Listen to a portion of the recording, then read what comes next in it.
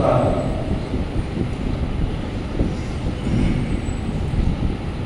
કેમ છો બધા? રાઈટ, દિવસ સારો લાગતો નોકરી ગયા હશે, ડૂબી લાગતું હશે. સરસ. દરેક દિવસ ઈશ્વરની કૃપા છે. આજનો દિવસ ઘણા લોકો છે કે નહીં જોઈ શક્યા હોય, કોઈનું ઓપરેશન કરવું હશે, ઈશ્વર આપણને જીવાડે છે. Thank you. પ્રભુનો આભાર માનીએ. ફરીને એક વાર બાળક સાહેબ અને કમિટીનો પણ આભારીશું. સંદેશ સ્કૂલ એમનો પણ આભાર. સંચાલન કરી રહ્યા છે, વાયરનો પણ આભાર. અને આપ સૌ સાંભળો છો માટે આપ સૌ હૃદયથી આભાર. આજે બપોરે 4:30 અમદાવાદથી ફોન આવ્યો. મારા પપ્પાના એક મિત્ર છે, પટેલ કાકા, પુરુષોત્તમ પટેલ. લાંબા સમય વાત થઈ અને મેં બસ આજે તારા પપ્પા યાદ આવે એટલે મેં ટ્રીટ કરી. એવું કહ્યું કે આ જમાનામાં પહેલાં જેવો માણસ ક્યાં મળે. આપણે બહુ મસ્ત છોકરા મારા પપ્પા કે સંસારી સાધુ હતા. સામાન્ય રીતે આપણે તો સંસાર અને સાધુને અલગ કરીએ છીએ, પણ એમને બહુ મસ્ત સ્વભાવ હતો કે સંસારી સાધુ હતા. અત્યારે હું બગીચામાં લઈને બેસું, સિનિયર સિટીઝન્સ બીજા લોકોને છું, તો મોસ્ટલી ટીવી સિરિયલની, ક્રિકેટની, શેર બજારની એવી જ વાતો કરતા હોય. અથવા કોઈની ઉથલી નિંદા કરતા હોય છે. તારા પપ્પા સાથે જ્યારે પણ અમે ફ્રી ટાઈમમાં બેસતા તો મોસ્ટલી આધ્યાત્મિક વાતો કરતા એવું એમણે કહ્યું. મને યાદ રહ્યું કે સાચું બી હતું.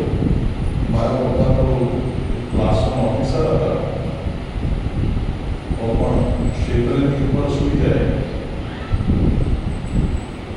અમે એમના માટે શર્ટ લાવી એવી કહે. ઘણી વાર એમને જાતે કપડાં ધોતા પણ જોયા. ગાંધીવાદી વિચારસરણી કહેતા. અને એમની પાસે ક્ષમતા હતી કામ ઘરે પીવા આવે, પણ છતાંય સાયકલ ઉપર મોટાભાગે એમનું જીવન રહ્યું. ચર્ચના દાન મેળવવા માટે સાયકલ પર કરતા. એ સંદાસ બાથરૂમ જાતે ધોતા.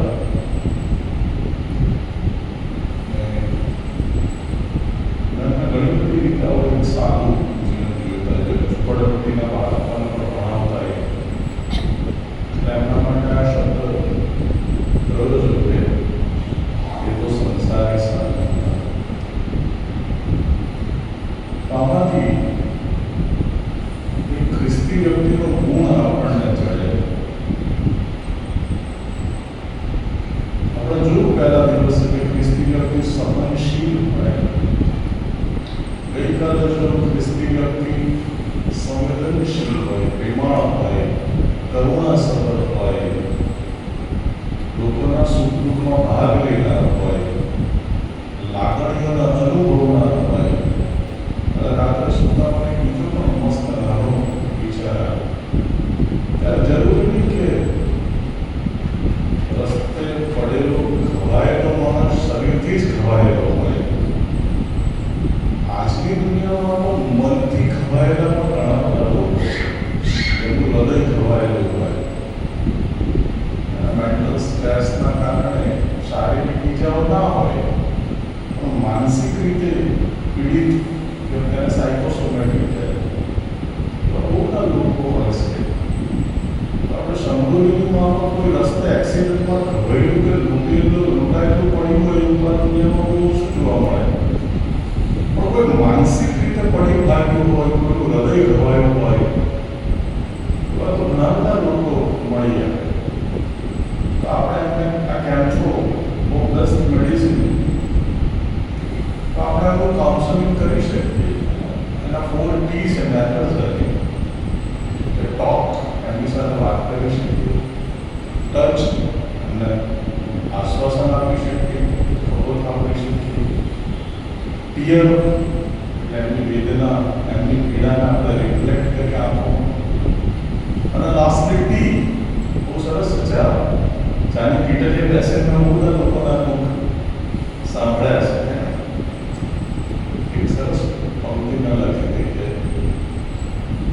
વર્ષોથી સુસુપ્ત સંવેદનાઓ શબ્દથી છલકાય છે, વર્ષોથી સુસુપ્ત સંવેદનાઓ શબ્દથી છલકાય છે.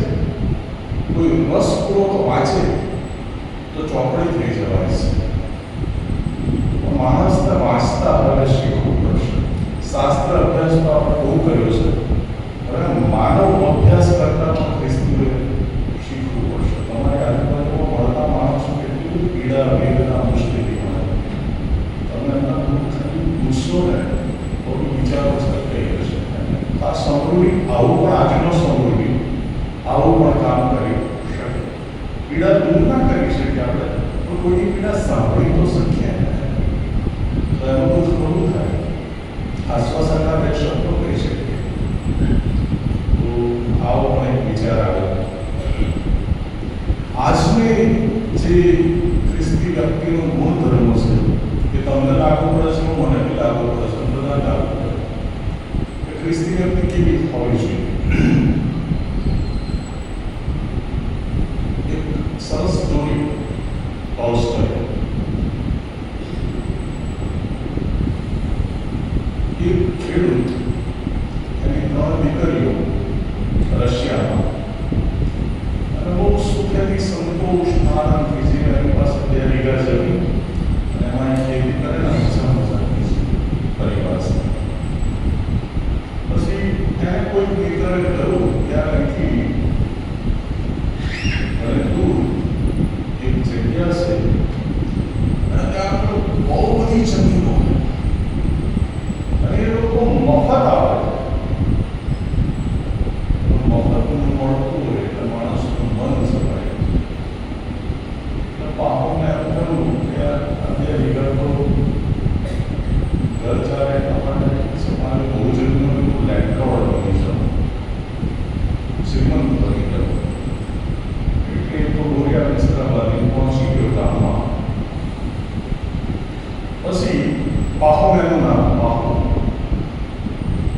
તો ત્યાં જે સરપંચ હતા ગામના, એમણે એને કહ્યું કે હા જમીન તો તમે બધી મફત જેટલી જોઈએ, પણ એક શરત છે. શું છે? તો કે સૂરજ ઉગે એની સાથે તમારે અહીંથી દોડવાનું શરૂ કરવાનું અને સૂરજ ડૂબે એ પહેલા અહીં પાછા આવી જવાનું. હવે તમે દોડીને કે ચાલીને જેટલી જમીન કવર કરી શકો એટલી જમીનના માલિક. બહુ ખુશ થઈ ગયો. મજા બધા કામ ભેગું થયું. પાહોમને આવકારવામાં આવ્યો. પછી સુરતના કિરણ સાથે પાહોને દોડવાનું શરૂ કર્યું. થોડેક આગળ દોડે વિચાર આવ્યો કે મારી પહેલી છોકરીને મસ્ત પડાવીશ અને એને હું આ લઈ આપીશ, હું આ લઈ આપીશ. એમ કરતાં બીજી છોકરી, ત્રીજી છોકરીનો વિચાર આવ્યો. પછી ગામનો વિચાર આવ્યો, હું આ ખરીદીશ, હું આ ખરીદીશ. એમ કરતાં ખાસું એ તો પછી એકદમથી યાદ આવ્યો કે 5 મિનિટ પાછા તો પહોંચી જવાનું છે.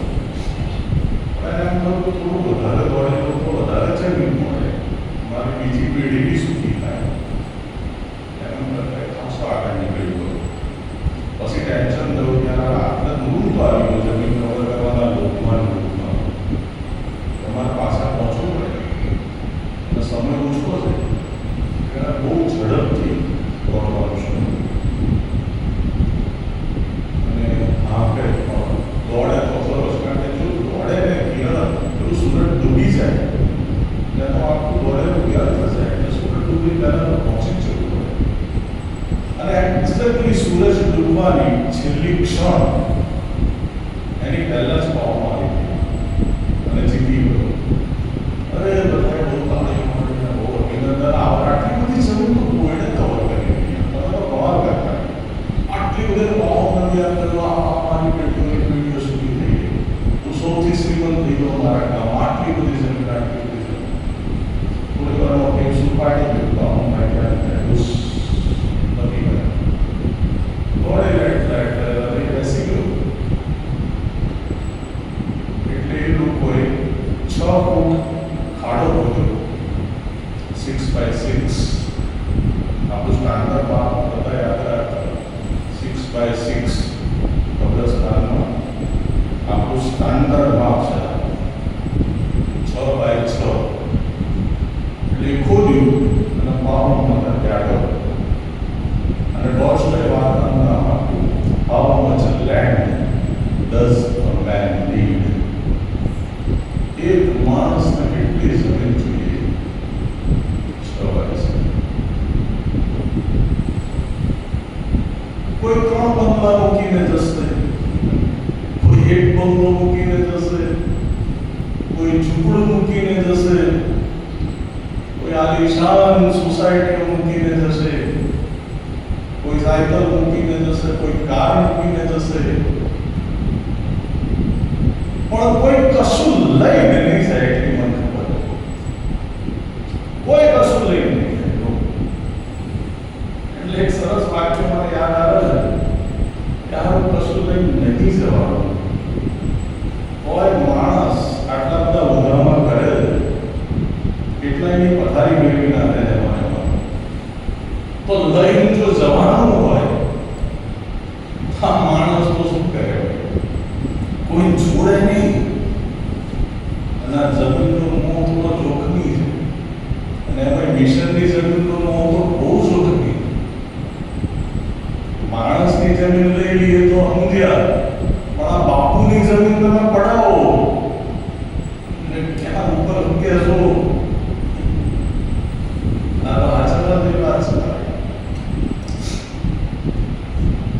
તો ખ્રિસ્તી વ્યક્તિનો એક મહત્વનો ગુણધર્મ એ છે સાદગી, સિમ્પ્લિસિટી. સાદગી દૈહિક સ્વરૂપે એને સાદગી કહેવાય, અને એ જ વાત માનસિક સ્વરૂપે આવે ત્યારે એને નમ્રતા કહેવાય. બે એક જ શબ્દ છે.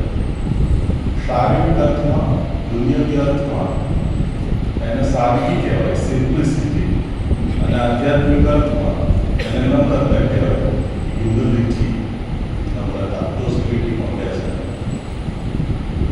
તો આ એક ખ્રિસ્તી વ્યક્તિનો ગુણ છે. ને આ હમણાં જે શાસ્ત્ર પાઠમાં છે ને એમાં ઈસુએ મોટા ભાગની જે પેરેબલ્સ દ્રષ્ટાંતો આપ્યા એ દ્રષ્ટાંતોમાં નામનો ઉલ્લેખ નથી કર્યો. બીજ વાવનાર કર્યો કે વિધવા, બેટા બાળક, ક્યાંય નામ નથી. આ એકમાત્ર દ્રષ્ટાંત એવું છે કે જેમાં સ્પેસિફિક નામનો ઉલ્લેખ કર્યો છે. લાજરસ નામનો ભિખારી અને શ્રીમંતાઈસ. બહુ સ્પેસિફિક ઉલ્લેખ. હવે શ્રીમંત કેવો હતો? તો કિરમજીરંગના ઝીણા વસ્ત્રો પહેરતો હતો.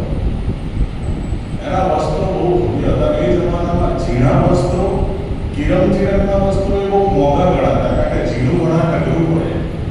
એ દોરાને બહુ જ બારીક બનાવવા પડે, બહુ શ્રમ માંગે. આ પાટણના પટોળા વગોળે જેવું. અને કિરમજીરંગ બનાવવામાં બહુ અઘરો પડે કે કેટલાય ફૂલો અને કેટલાય પદાર્થોના કોમ્બિનેશનથી બને. એ વસ્ત્રો માત્ર ને માત્ર શ્રીમંતો પહેરતા. અને તમને હસવો હોય એ વાત કરતો કે એ વસ્ત્રો યાજકો બી પહેરતા. જે વસ્ત્રો શ્રીમંતો પહેરતા એ જ વસ્ત્રો યાજકો બી પહેરતા. એ સમયના એ તો મોટા સાઈઝ કરતા મોટા જવાની કોર વધારતા.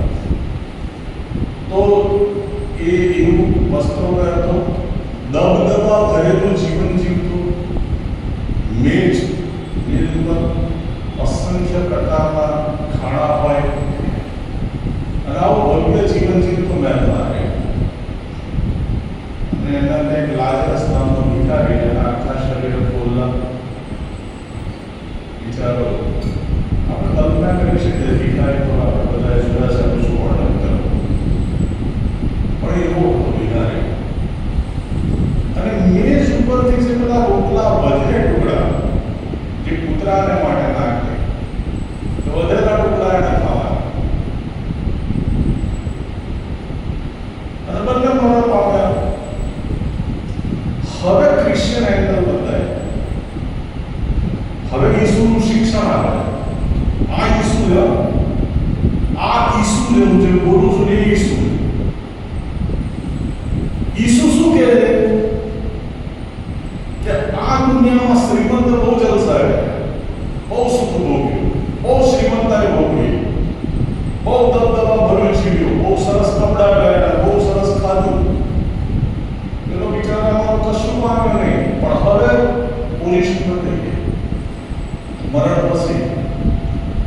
શ્રીમંતને આપણે નર્કમાં જોઈએ અને લાજરસને સ્વર્ગમાં જોઈએ છે. ઇબ્રાહિમનો ખોળો એ યહૂદીઓની એક ઇડિયમ્સ છે. Idioms in the sense saying, અને શું કહીશું, કહેવત કે ઇબ્રાહિમ લેબમાં વપરાવાનું એટલે કે સ્વર્ગ. લાજરસને સ્વર્ગમાં જોઈએ છે અને પેલા શ્રીમંતને નર્કમાં જોઈએ.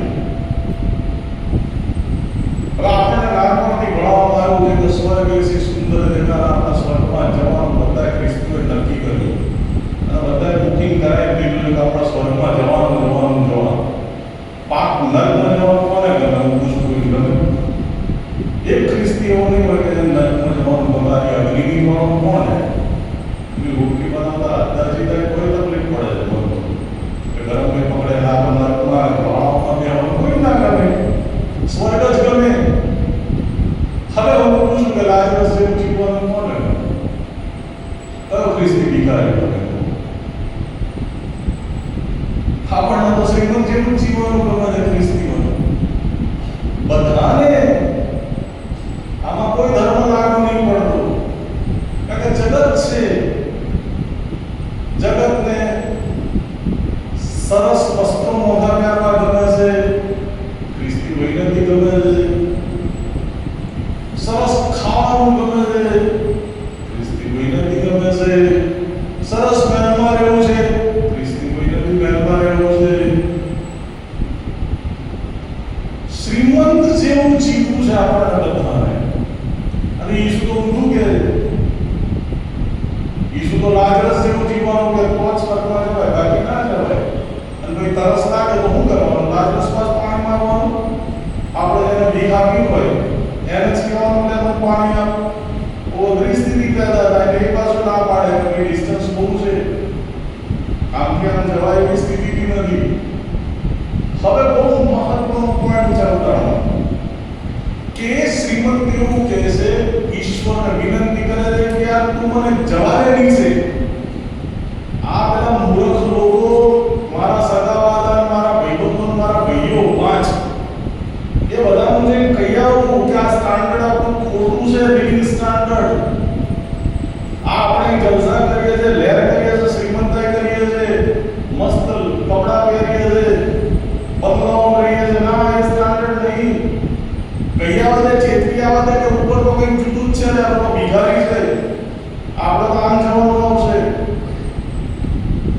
બીજું બહુ મસ્ત વાત કહે છે. પેલા મૂસાના પ્રબોધકોનું આ માણસોએ નહીં સાંભળ્યું તો બીજાનું તો શું સાંભળશે? અને બહુ અદ્ભુત વાત, કોઈ મરેલું ઉઠીને આપણને કહેવા નહીં આવતું કે સ્વર્ગમાં જવાની લાયકાત આ છે. સિમ્પ્લિસિટી, નમ્રતા. અને એ જ વાત ઈસુએ કરી કે જો કોઈ મોયેલામાંથી ઉઠીને કહે ને તો બી નહીં માને. ઈસુ મોયેલામાંથી ઉઠ્યા અને ઈસુએ જ પેરેબલ કહી, પણ ઈસુની વાત કોઈને માની નહીં. આજે આપણે નહીં માનતા ખ્રિસ્તી. આજના સંદેશો પર પછી આપણે બધા સ્વીકારીશું કે યસ, આપણે નહીં માનતા ઈસુની વાત. બે પ્રકારના ચિત્ત છે. એક ચિત્ત જે ઉપરની વાતોને શોધે છે, સ્વર્ગીય વાતોને શોધે છે, મૃત્યુ પછીના જીવન વિશે વિચારે. અને બીજું ચિત્ત માત્ર ને માત્ર દુનિયાની બાબત, જગત અને જગતના ધારા ધોરણો ઉપર ચિત્ત લગાડે છે. મેં તમને પહેલા દિવસ કહ્યું આપણું કન્ડિશનિંગ થયું છે જગતમાં. આપણે વર્ગીઓની જોડે રહીને આપણે વર્ગી જેવું જીવવા લાગ્યા. જગત આપણી અંદર પ્રવેશી ચૂક્યું. તો આપણું ચિત્ત દૈહિક છે. ઈસુ એને દૈહિકના આત્મિક કહે છે. પાઉલ એને સાંસારિકના આધ્યાત્મિક ચિત્ત કહે છે. મન પણ કહે છે. જ્યાં તમારું દ્રવ્ય છે ત્યાં તમારું ચિત્ત રહેશે. ઈસુ એવું કહે છે કે જો તમારું દ્રવ્ય પૃથ્વી ઉપર તમે ભેગું કર્યું છે તો તમારું ચિત્ત ત્યાં જ રહેશે રાત દિવસ. તમને એના જ વિચારો આવ્યા કરશે. કે પેલા ભાઈએ કહ્યું કે આ બગીચા કરું છું તો ત્યાં શેર બજારની જ વાતો કરે, દુનિયાની જ વાતો, કોઈ ફિલોસોફીની વાત નહીં કરતો. અને જો તમે ઉપરની વાતો પર ચિત્ત લગાડશો, તમારી દ્રવ્ય ઉપર હશે, આકાશમાં એકઠું કરો, એવું ઈસુ કહેતા. તો ત્યાં તમારું ચિત્ત રહેશે. જ્યાં તમારું દ્રવ્ય ત્યાં તમારું ચિત્ત રહેશે. સાંસારિક જીવનું નિર્માણ કેવી રીતે થાય? બહુ સૂક્ષ્મ વાત કરો. ડાર્વિને એવું જોયું ઉત્ક્રાંતિનો સિદ્ધાંત આપ્યો ત્યારે સ્ટ્રગલ ફોર ધ સર્વાઈવલ. આ દુનિયામાં જીવવા માટે દરેક વ્યક્તિએ સંઘર્ષ કરવો પડે કરે જ છે બધા. આપણે બધા કરીએ છીએ, જીવવા માટે સંઘર્ષ નહીં કરતા, અને સંઘર્ષ દિવસે દિવસે તો વધતો જાય છે. ઈસુનું શિક્ષણ એવું નહીં, ઈસુ સંઘર્ષ કરવાની ના પાડે છે, નો સ્ટ્રગલ.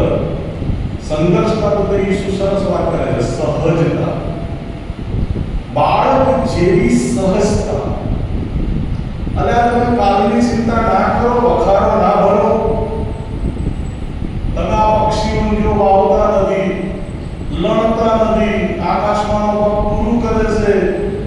કયો બાપ એવો હોય કે છોકરો રોટલી માંગે તો પથ્થર આપે અને માછલું માંગે તો સાપ આપે? તમે દુનિયાની બાપ થઈને જો તમારા દીકરાઓનું પોષણ કરો છો તો ઈશ્વર ના કરે તમારું પોષણ? પણ ના, નો, આપણે સંઘર્ષ કરીએ છીએ જીવવા માટે. મેં સરસ પંક્તિ લખી હતી કે તરવાનું રહેવા દે, પોતાને રહેવા દે, તરવાનું રહેવા દે, સંઘર્ષ કરવાનું રહેવા દે. ઈશ્વરની આંગળી પકડીને ચાલ બાળકની માફક, અને જો કુદરતી રીતે ગોઠવાતું જશે. સંતોષ સહિતનો ભક્તિ ભાવ બહુ મોટો લાભ છે એવું શાસ્ત્ર કહે. સંતોષ સહિતનો ભક્તિ ભાવ. પણ આપણે તો સંઘર્ષમાં જીવન વિતાવીએ છીએ. બીજા લોકો જે રીતે હાય વરણ સંઘર્ષ ભાગદોડ ખ્રિસ્તીઓ બી પેટર્નમાં જીવે છે, સંઘર્ષમાં જીવીએ છીએ. હવે સંઘર્ષમાં આપણે બીજી વસ્તુ કહીએ કે સંઘર્ષમાં કોણ જીવે, કોણ ટકે? તો શ્રેષ્ઠ, સર્વાઈવલ ઓફ ધ ફિટેસ્ટ. એટલે આપણે સંઘર્ષ છે અને આપણે શ્રેષ્ઠ બનવાના પ્રયત્નો કરવા પડે. ખબર છે મારે ડોક્ટરની જોઈતું હશે તો 12% લાવવા પડશે, મારે સરકારી નોકરી જોઈતી હશે તો કોમ્પિટિટિવ એક્ઝામ પાસ કરવી પડશે. સંઘર્ષમાં ટકી રહેવા માટે, વિજેતા થવા માટે આપણે કમ્પલસરી શ્રેષ્ઠ બનવાનો પ્રયત્ન કરીએ છીએ. એક્સલન્સ. હવે શ્રેષ્ઠતા છે બહુ માઇક્રો વાત છે, એ કમ્પેરેટિવ છે. શ્રેષ્ઠતાનું જે માપ છે, હું કહું પસંદ કામદાર શ્રેષ્ઠ, પણ હું કોનાથી શ્રેષ્ઠ? A થી શ્રેષ્ઠ, પણ B થી શ્રેષ્ઠ નહીં. મારાથી શ્રેષ્ઠ બીજું કોઈ ખરું? સમજાય તમારે? શ્રેષ્ઠતા એબ્સોલ્યુટ નથી, રિલેટિવ છે.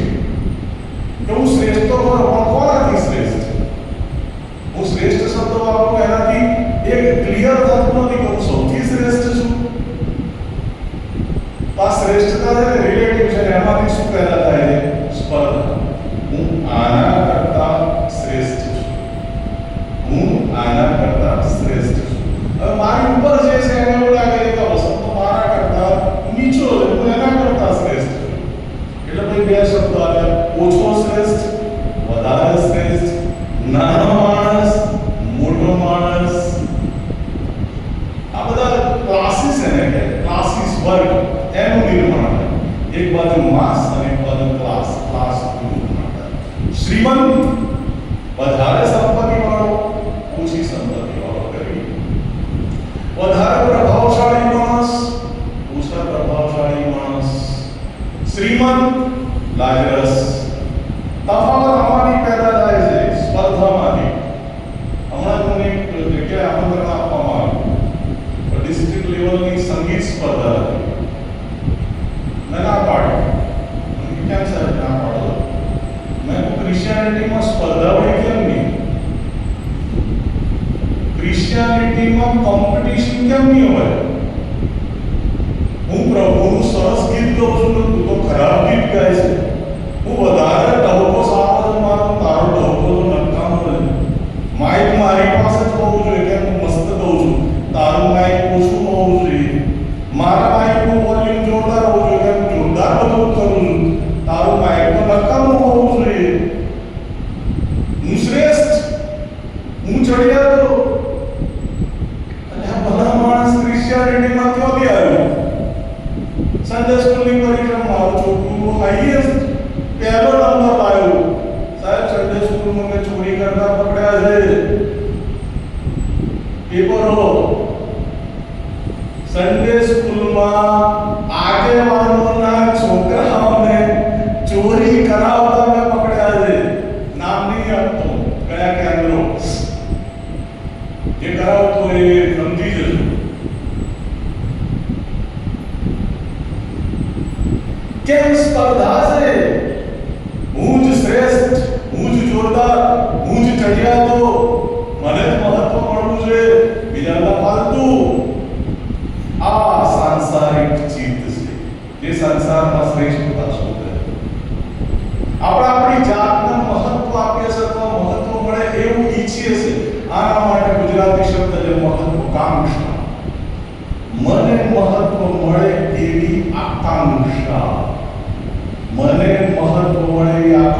ઈચ્છા, આને કહેવાય એમ્બિશન.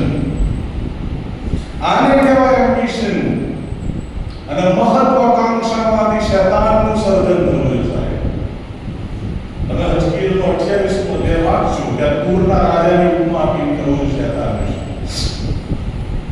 શું હતો શૈતાન? મેં તને એડનવાડીમાં સ્થાપ્યો હતો, તું આચ્છાદન કરનાર અભિષિક્ત કરુબ હતો. આચ્છાદન કરનાર અભિષિક્ત કરુબ હતો. તું સર્વાંગે સુંદર હતો, સુંદર, બ્યુટીફુલ. અને કેવો બ્યુટીફુલ કે જે સૌંદર્યના બધા માપ પૂરા કરે, માપદંડ, જે બ્યુટીના બધા પ્રોપોર્શન હોય, ચિત્રકાર સમજી શકાય, પ્રોપોર્શન હોય શરીરના, ફિગરના, એ માપથી તું સંપૂર્ણ હતો. You are the perfect beauty. બીજી વસ્તુ, તું બહુ બુદ્ધિશાળી હતો, દાનિયેલ કરતા પણ વધારે જ્ઞાની હતો. અને તારા જ્ઞાનના કારણે લોકોના મનની વાત તું જાણી લેતો હતો. શૈતાન બી સર્વજ્ઞ છે, આપણે બધી વાત જાણી લે છે. તું જ્ઞાની હતો અને તે આનો ઉપયોગ કરીને બહુ મોટો વેપાર ડેવલપ કર્યો. જબરજસ્ત મોટો વેપારી તું બન્યો. અને પછી શું થયું? તારું મન ગર્વિષ્ઠ થયું સુંદરતાના કારણે. અને તે એવું કહ્યું કે હું ઈશ્વર છું. હવે હું ઈશ્વર છું. તું સુંદર હતો, તું વેપારી હતો, સોના ચાંદીના ભંડારો હતા તારા ઘરે. આ લખેલું છે, હું બોલું છું, હજકી લખાયેલું છે, વાંચજો. સોના ચાંદીના ભંડારો હતા, તું સુંદર હતો. કેવો હતો? કે રત્ન જડિત હતો, રત્નોથી આભૂષિત હતો. અને તારો વેપાર કરવાની તારામાં જબરજસ્ત ક્ષમતા હતી. તું પુષ્કળ સમૃદ્ધ થયો. અને એક દિવસે સમૃદ્ધિ અભિમાનમાં ઉન્મત્ત શબ્દ ઉન્મત્ત થયું કે હું ઈશ્વર છું. I don't need God. મારે ઈશ્વરની કોઈ જરૂર નહીં, હું કરી શકું મારી જાતે. મને મહત્વ મળવું જોઈએ, હું ઈશ્વર જેવો છું. અને આ જ વાતને આપણે નખવાના કાનમાં નાખી. ફળ ખાઓ. કેમ? તો તમે ઈશ્વર સરખા બનશો, તો તમે ઈશ્વર જેવા બનશો. તમારે ઈશ્વર બનવાની ઈશ્વરની જરૂર નહીં પડે. તો માણસ થ્રીફોલ્ડ પર્સનાલિટી, હું હંમેશા કહું છું. થ્રીફોલ્ડ એટલે શું? આ શરીર છે માણસ, માણસ મન છે, અને માણસ આત્મા પણ છે. આત્માને ન્યુમા કહેવાય, મનને સાયકી કહેવાય, અને શરીરને સોમા કહેવાય. આપણે શરીર છીએ જે આયનામાં દેખાય છે, વસંત નામના. હવે બીજો વસંત નામદાર કોણ છે? હું આંખ બંધ કરીને કોઈને જોઉં છું, હોઠ બંધ કરીને હું બોલી શકું છું. That is મન. ત્યાં મેમરી સ્ટોર થાય, માનસિક પ્રક્રિયાઓ છે. સ્વપ્ન પણ આવે છે આપણા મનમાં, સબકોન્શિયસ માઇન્ડમાં. તમે તો સ્વપ્ન આખું રિયલ જ લાગે તમને. એ મનની અવસ્થા છે. અને ત્રીજી છે આત્મા. આ પ્રેમ કરુણા જે અત્યારે આપણે ગુણધર્મો જોવાના છે, એ બધા આત્માના ગુણધર્મો છે, જે ગલાતી 5 અને 22 માં છે. આ શ્રેણી ગલાતી 5:22 ની જેમ. તો મન અને આત્મા પણ છીએ. હવે શૈતાન શું કરે? આ ત્રણેય ક્ષણે પરીક્ષણ કરે, ત્રણેય સ્તરે. શૈતાન જે ફળ ધરે છે, એ ફળ ખાવામાં સારું, દેહની લાલ વાસના, જોવામાં સુંદર, શરીર અને આંખ, અને જીવનનો અહંકાર, નામ પામવાનું સારું ઈચ્છવા જોઈએ. ત્રણ વસ્તુ છે. એ ત્રણ વસ્તુ એ જ ફળથી, જે આદમનું પરીક્ષણ કર્યું, એ જ ફળથી ઈસુનું પરીક્ષણ. રોટલી, દૈનિક વૈભવ, આખી દુનિયાનો, આંખોની લાલસા, અને ઈશ્વરનું પારખું, ઈશ્વરને ક્યાં બચાવી લે, જીવનનો અહંકાર. ત્રણેય કક્ષાએ પરીક્ષણ યોગાને 3 શબ્દો આપ્યા: આંખોની લાલસા, દેહની વાસના અને જીવનનો અહંકાર. શૈતાન આ ત્રણ વસ્તુથી આપણને બાંધે છે, અને આપણને ખબર નહીં પડતી કે આપણે બંધાઈ ગયા છીએ. એ કરોડિયાના જાળા જેવું છે. કરોડિયો જાળું બનાવે અને પછી એના વગર જીવી શકે નહીં. એવી રીતે આપણે આપણા સંસારમાં બંધાઈ જઈએ છીએ. આપણું ચિત્ત સંસારમાં બંધાય. એ બહુ સુંદર ઉદાહરણ છે. જુવાંગસે નામના સાધુ એમના શિષ્યો સાથે જતા હશે અને મુક્તિ વિશે કહેતા. તો દૂર એક ખેડૂત બળદને લઈને જતો, તો જુવાનસે પૂછ્યું કે કોણ બંધાયેલું છે? તો શિષ્યોએ કહ્યું દેખાય છે બળદ બંધાયેલો છે, બળદના ગળામાં દોરડું છે. એ દોરડાને સંસ્કૃતમાં પાશ કહેવાય, એટલે જે પાશથી બંધાયેલું છે પશુ, અને જે મનથી બંધાયેલું છે માનવ. આ વ્યાખ્યા ડેફિનેશન. તો શિષ્યોએ કહ્યું કે બળદ બંધાયેલો છે, બળદના ગળામાં દોરડું છે, અને તો ખેડૂત આગળ ચાલે છે એને ખેંચે. તો જુવાનસે જઈને બળદને લાત મારી, બળદ ભડક્યો, જુવાનસીના હાથમાંથી દોરડું છૂટી ગયું. હવે બળદ આગળ દોડે, પાછળ ખેડૂત. પછી જુવાનસે પૂછ્યું હવે કોણ બંધાયેલું છે? બળદ નહીં બંધાયેલો, બળદ તો આ ખેડૂત હશે, બીજો ખેડૂત હશે, ખેડૂત નહીં હોય તો ચાલશે, પણ ખેડૂતના બળદ વિના કેમ ચાલશે? આપણે પણ આ સ્થિતિ, આપણે ધીમે ધીમે સંસારમાં ચીજ વસ્તુઓ એવા ટેવાઈ જાય છે કે ધીમે ધીમે આપણી આદત બની જાય, આપણે બંધાઈ જાય. અને આ ત્રણ વસ્તુની શૈતાન બાંધે: આંખોની લાલસા, દેહની વાસના અને જીવનનો અંગાર. બહુ ટૂંકમાં જોઈએ. આંખોની લાલસા એટલે શું? જે આંખોને ગમે છે. આંખોને શું ગમે? પહેલા તને સુંદરતા, બ્યુટી. આંખોને સુંદરતા ગમે, રાઈટ? એટલે આપણે બધાનો પ્રયાસ થાય છે કે કેમ ના કરીને વધુને વધુ સુંદર દેખાવ. સુંદર હોવું એ જુદો કોન્સેપ્ટ છે, સમજજો. હું સુંદરતાનો કોઈ વિરોધી નહીં, હું કવિ છું, આસ્થેટિક છું. સુંદરતા વિશે હું કવિતાઓ પણ લખી છે. સુંદર હોવું એ જુદી વસ્તુ. ફૂલ બી તમને સુંદર લાગે, પેલું નાનું બાળક બી તમને સુંદર લાગે, કોઈ સરસ પક્ષી, માછલી પણ તમને સુંદર લાગે. આમાં કોઈ મેકઅપ નહીં કરતું. સુંદર હોવું જુદી વસ્તુ, સુંદર દેખાવું જુદી વસ્તુ. અને એમાં જ્યારે કોઈને બતાવવા માટે તમે સુંદર દેખાવાનો પ્રયત્ન કરો ત્યારે કોઈ સૌથી નીચલી અવસ્થા છે સુંદરતાની. તો આ સૌંદર્ય છે એ આંખોની લાલસા છે કે આંખોને જોઈ ગમે. અરીસા સવારના પરમાં ઉભા રહીએ તકલીફ પડે છે જે નેચરલ છે જોવામાં. હવે ઈશ્વર શું કહે છે, શાસ્ત્ર શું કહે છે?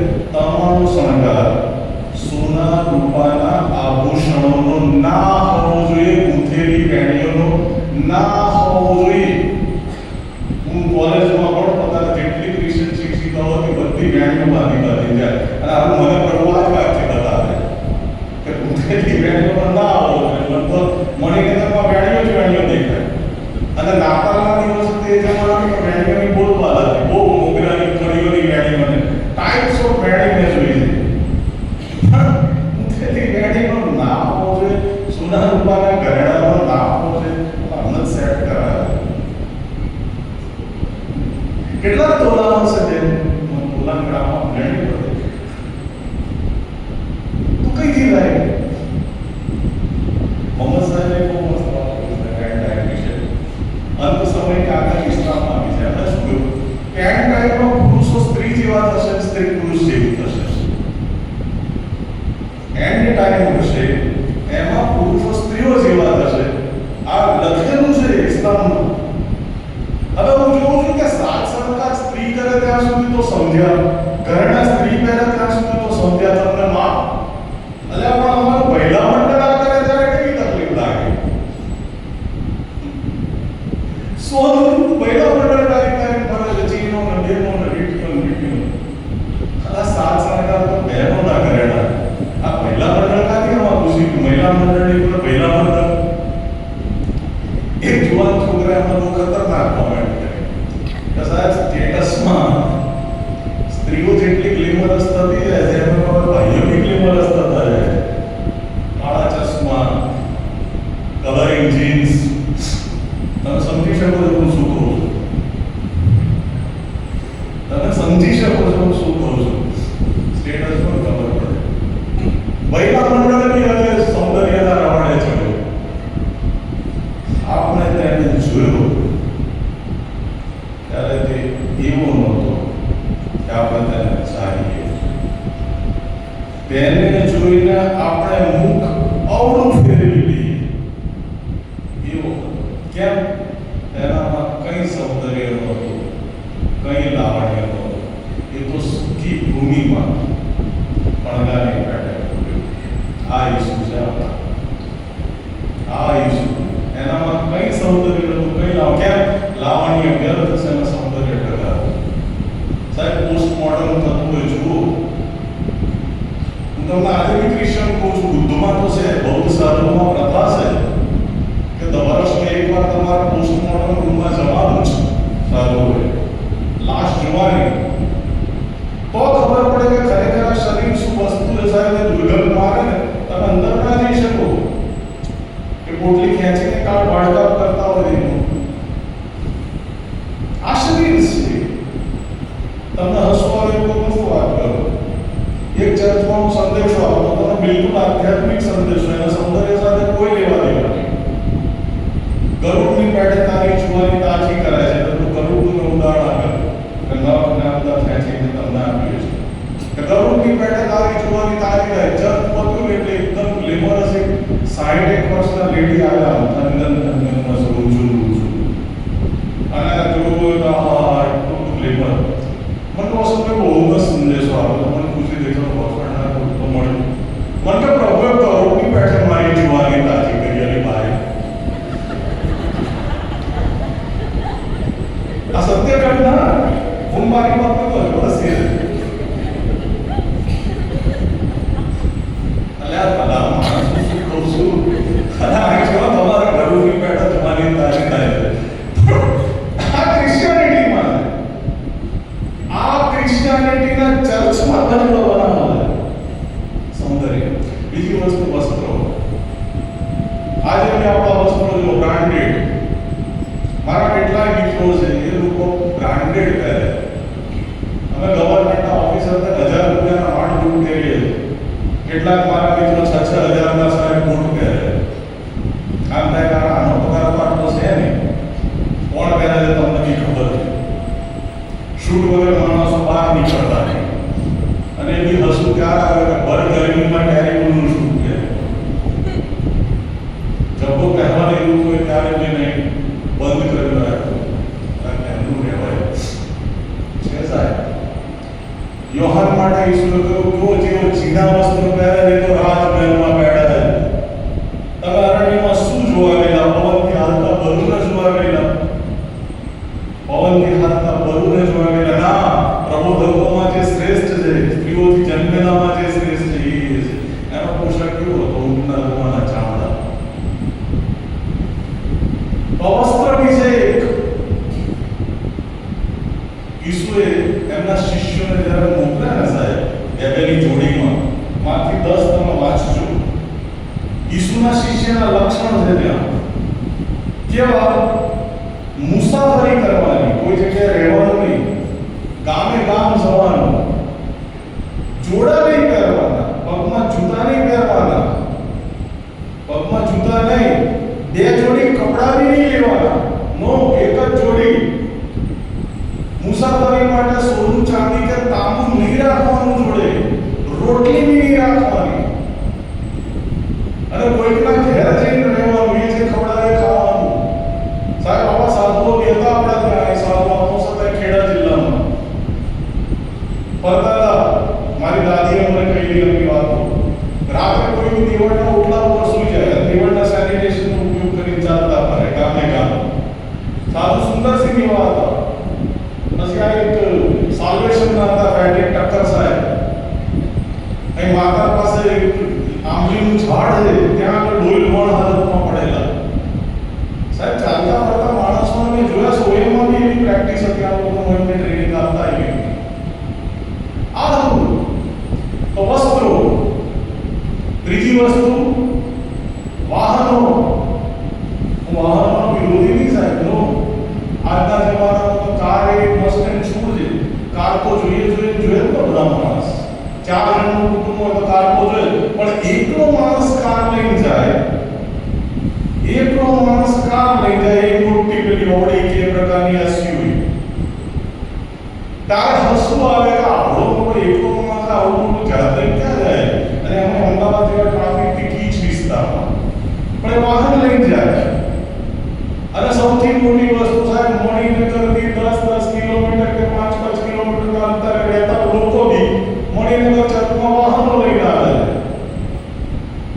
ચર્ચમાં લોકોને ખબર પડવી જોઈએ કે અમારી પાસે વાહન છે.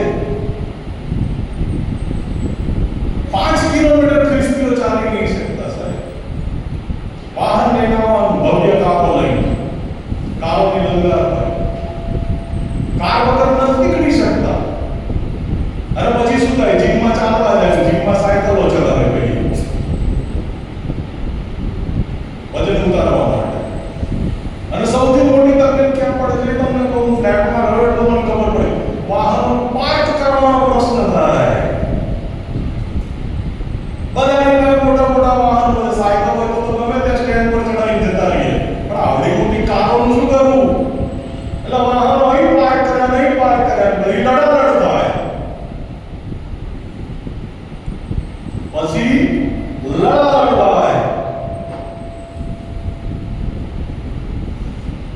ઈસુ ચાલતા ગાલિલની સીમોમાં ફરતા હતા, ડુંગરો ચડતા હતા, ઉતરતા હતા સાહેબ. અને ત્યારે બીપી, થાઇરોઇડ, કોલેસ્ટ્રોલ એવું કશું નતું. પણ આ ખ્રિસ્તીઓ બી આ જ પ્રવાહમાં ચાલ્યા છે. વાહન,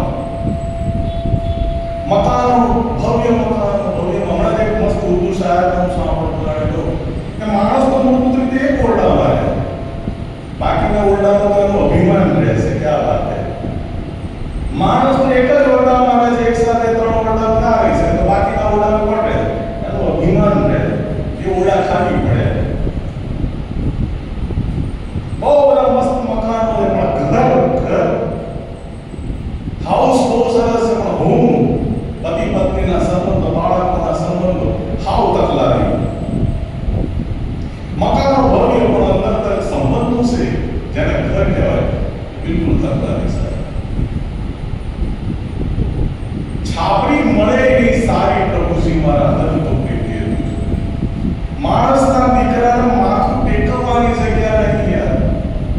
આ ઈસુ શેખાતો બાપુવાલા રાજઘાટ ગયા ગાંધીજીની સમાધિ પર, અને એમણે જોયું તો આસપાસની મસ્ત સમાધિ, એટલા બધા ફૂલો, એટલી બધી ચોખ્ખાઈ, બહુ ભવ્ય વૃક્ષો, ગાર્ડન. શેખાતાએ લખી નાખ્યું કે આટલા બધા ફૂલો નીચે, આરસ પણ નીચે ગાંધી કદી સુતા હશે? હવે મને બી પ્રશ્ન થાય કે આટલા આરસ પણના ભવ્ય દેવળો, 2 કરોડ 3 કરોડના દેવળો, એમાં પણ ઈસુ રહેતા હશે? ઈસુના ભવ્યતાઓ ગમતી હશે સાહેબ. આ વસ્ત્રની વાત પાછી યાદ આવી. ઈસુ તો સિંગલ વણાટનો એક શણનો જબ્બો પહેરતા, સિંગલ વણાટનો.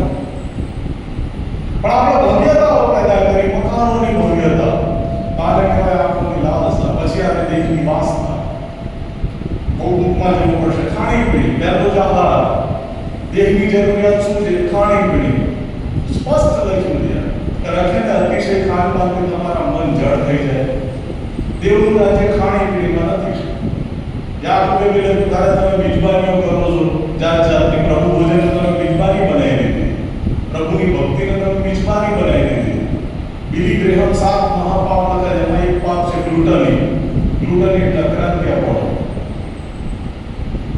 હું એકવાર એક સરસ ગ્રુપ સાથે ગયો, નોનવેજ ખાધું તરીકે હવે તો કઢી ખીચડી ખાવી પડશે. બીજા એક પ્રસંગમાં મારા ત્યાં લગ્ન હતું, ત્યારે એવું કીધું કે વેજ નોનવેજ છે દૂર રાખજે. કેમ? ખ્રિસ્તીઓમાં ઘણા એવા છે કે નોનવેજ તો ખાશે, પણ જોડે શ્રીખંડ લેવા માટે આમાં બી ઘૂસી જશે.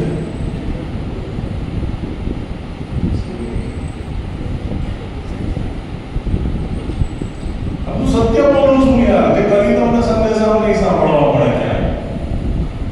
આ ક્રાંતિયાપણું છે આપણું. આ દેહની વાસના, ક્રોધ, ગુસ્સો, એકદમ ગુસ્સો આવી જાય વ્યક્તિનો મારો, અને આ વધતો જાય. સામાન્ય સભાઓ મેં જોઈ, હું તો કદી ચર્ચની આગેવાનીમાં રહ્યો ને, પણ અમારે સામાન્ય સભાઓ જોઉં, પ્રાર્થના કરાવે પ્રભુની, બાળક સાહેબ સરસ પ્રાર્થના કરાવે, સંદેશો આપે, અને પછી દળવાનું. પ્રાર્થના કરીને દળવાનું, પ્રાર્થના કરીને ખાવાનું મને તો ખબર છે, પ્રાર્થના કરીને નોકરીએ જવાની ખબર છે મને, પ્રાર્થના કરીને કશું સારું કામ કરવાની ખબર છે, પ્રાર્થના કરીને લડવાનું તો પહેલી વાર જોયું કે અમારે પ્રભુ પાસે પાવર માંગવાનો, પ્રભુ પાવર આપો, મને બતાવી દો.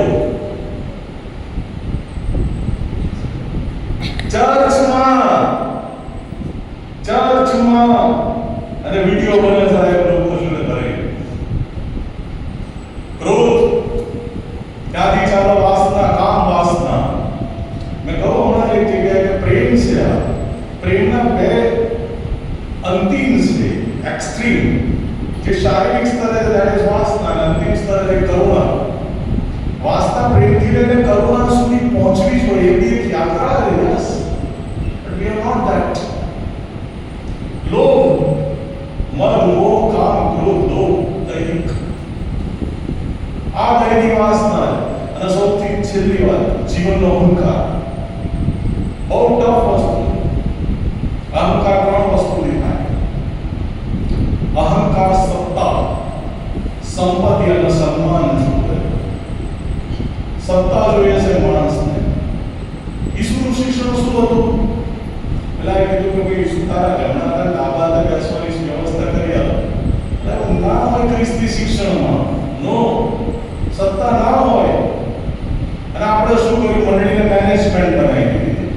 એટલે આપણી પાસે જુદી જુદી પોસ્ટ છે, સિનડથી લઈને સેટ ચર્ચ સુધી, ઇવન સન્ડે સ્કૂલ સુધી આપણી પાસે વિવિધ પોસ્ટ છે. પોસ્ટ છે જુદી જુદી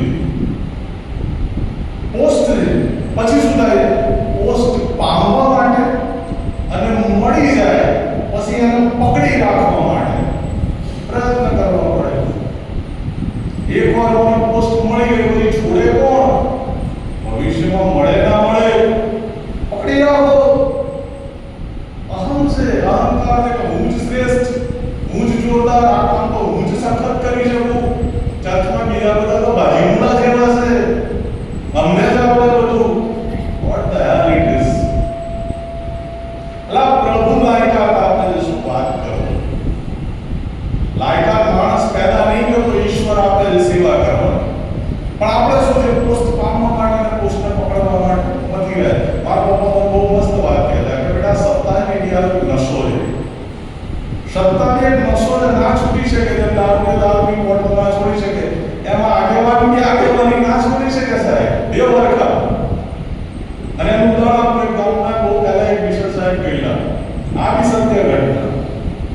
તો પેલો આગેવાન હતો એ પહેલો બિશપ સાહેબ આગળ ગયો, એક દારૂનું ઘર આગળ બેઠા. પેલા અમને તૈયાર કરવા ત્યાં લઈ જવાના. એટલે પેલા આગેવાને બોલે ખસ ખસ.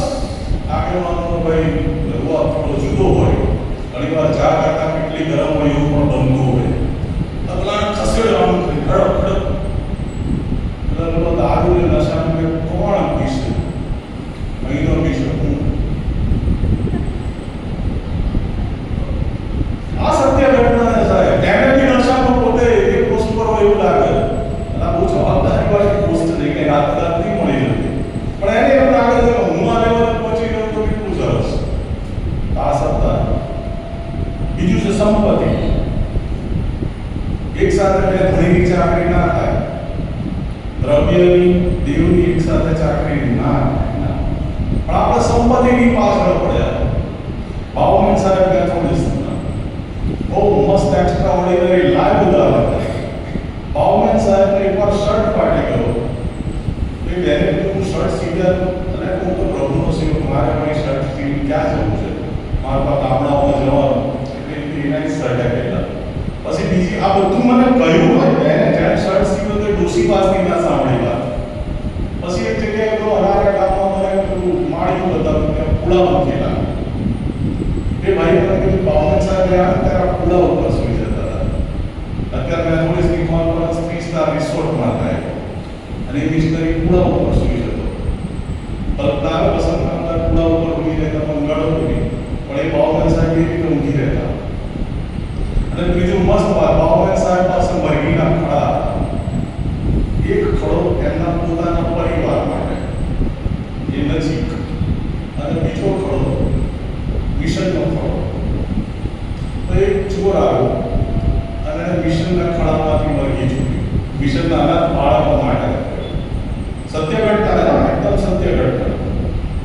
એટલે બાવન સાહેબ રાત્રે જાગી ગયા, જોયું તો ચોર પેલા મિશનના ખડામાંથી મરઘી ચોરી. એટલે બાવન સાહેબે બૂમ પાડીને કહ્યું, એ ભાઈ, એ ખડામાંથી મરઘી ના ચોરી. એ ખડો મિશનનો ખડો છે. એ મિશનના અનાથ ગરીબ બાળકો માટેનો ખડો છે. એ લોકોના દાનમાંથી ખરીદેલું મરઘીઓ છે. તારે ખડો લઈ જવો હોય તો મારો લઈ જા, મિશનનું ના લઈ જઈશ. રાતના જમાનામાં જ ઘટના બને તો મિશનનું જે લઈ જવું હોય લઈ જા, મારો તારે કશું નહીં લઈ જવું. સંપત્તિ, પ્રોપર્ટી, કઈ રીતે પડાવી લેવી, કઈ રીતે મેળવી લેવી, સંપત્તિની ભૂખ છે સાહેબ. લગ્ન પ્રસંગે આપણે શું જોઈએ છે? પાત્ર પસંદગીમાં બે વસ્તુ જોઈએ છે. સુંદરતા જોઈએ છે, સંપત્તિ જોઈએ છે. પ્રાર્થના કરીને કોઈ પાત્ર પસંદ નહીં થાય. અને છેલ્લું સન્માન. એક મચ્છરનું બચ્ચું એની મમ્મી પાસે આવ્યું, મમ્મી આ તો બહુ સારું